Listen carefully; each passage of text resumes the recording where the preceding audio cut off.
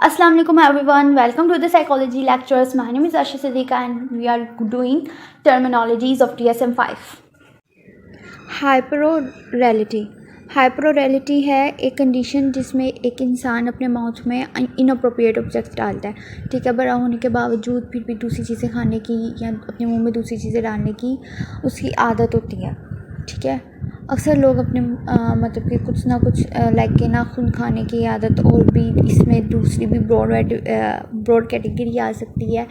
पैराफिलियास में से भी एक चीज़ आ सकती है, और ये इस वजह से ये एज अ सिम्टम। अब ये जो टर्मिनोलॉजीज़ है ना, इनको हम सिम्टम्स को या एक कंडीशन को साइकोलॉजिकल वे में अपनी टर्मिनोलॉजीज़ में डिस्क्राइब करने के लिए इन टर्मिनोलॉजीज़ को यूज़ करते हैं, और इनकी डेफिनेशंस एक ब्रॉड है।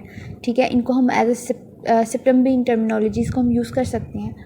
ठीक है, तो हाइपरोरेलिटी है कि एक बंदा अडल्ट है, उसकी यहाँ पे कोई भी चाइल्ड भी हो सकता है, अडल्ट भी हो सकता है, इरिस्पेक्टिव ऑफ हिज एज, वो फिर भी अपने मुंह में इनअप्रोप्रिएट चीज़ें रखता है या डालता है।